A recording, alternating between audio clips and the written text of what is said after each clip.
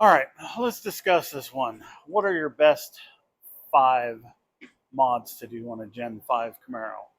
Well, that all depends. What do you want? Do you want horsepower? Do you want to go to car shows? Do you want the outside of it to look cool? It's all up to you.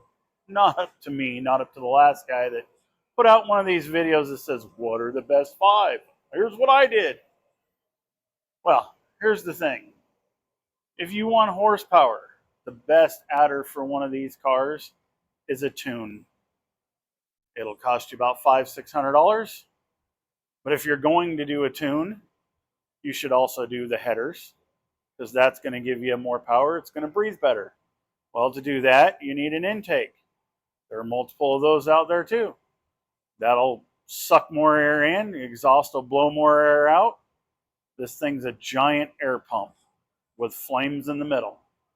So if you can get the air in, you can get the air out, then it'll go faster. It'll give you more horsepower.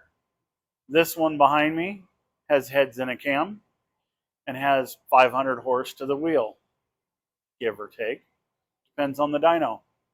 I have another one, a 2010. This one's a 2013, but my 2010 at 130,000 miles, when we tuned it with cold air intake, heads, high flow cats, and an exhaust system, we got 400 to the wheel. That's no motor modifications at all.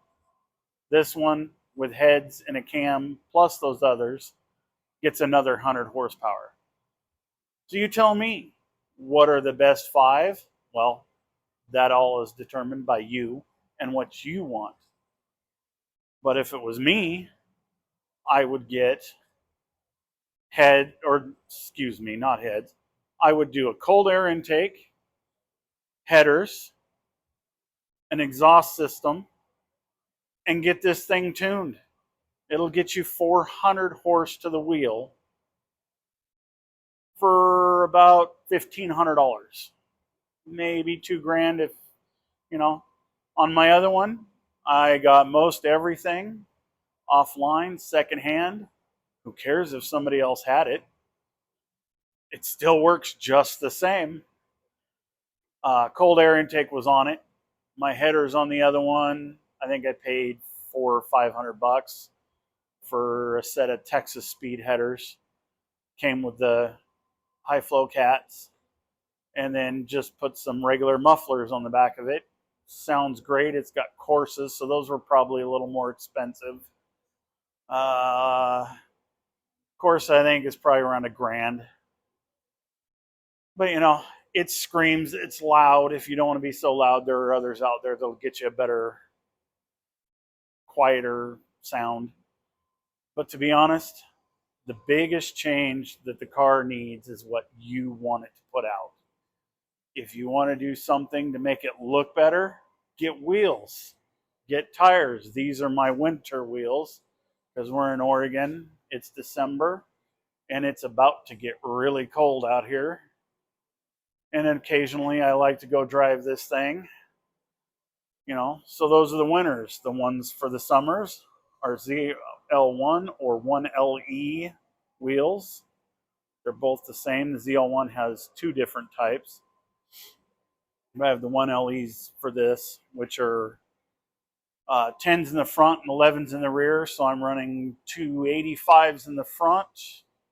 And next summer, it will have 315s on it. Right now, I'm running 305s. Those will fit on just about any of the Camaros. They all are pretty much the same body and same suspension. So, again, what do you want it to look like? The wheels and tires will give you the biggest change to your car. They have side skirts.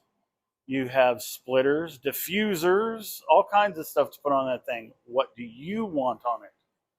Mine, I like it to look as stock as possible, but the ZL1 front end is the best front end for these cars, bar none, in my point of view. This one, I wanted to go for a 1LE. Couldn't find one. They all kept disappearing too quick. So I bought this 2013 2SS, and that's why I got the 1LE wheels. I think those are the best looking factory wheel they ever put on one of these cars. Someday I'm looking for the 1LE splitter that goes on the front, and then I'll put a wicker bill on the back of it and it'll be done, along with a stripe kit. I have a stripe kit, and this winter I got to go and pull the PPF, which is the paint protective film on the front of this, pull it off the hood, probably pull it off the whole front end, get that all cleaned up, put the stripe kit on it, and it'll look the way I want it to look. But again, what do you want out of the car? Then the interior. Okay, now there's a whole bunch more mods. What do you want to do in there? If you got a 1SS, you don't get, or the 1SS or a non-RS car, you don't get the gauge pack in the middle.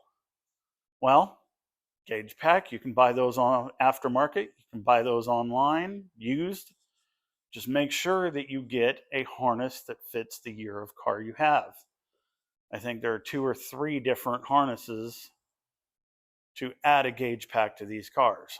Again, mine came with it because I have the RS option, which you can see by the headlights in the back there. So they also have, all the underglows. I did put that on this, but I turn it off most of the time. I only have it on at a car meet at night, so it barely ever gets used. You have the Oracle front and rear headlight taillights.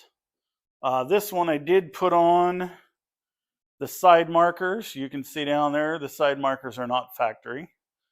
Those, when they light up, have a little strip down the middle.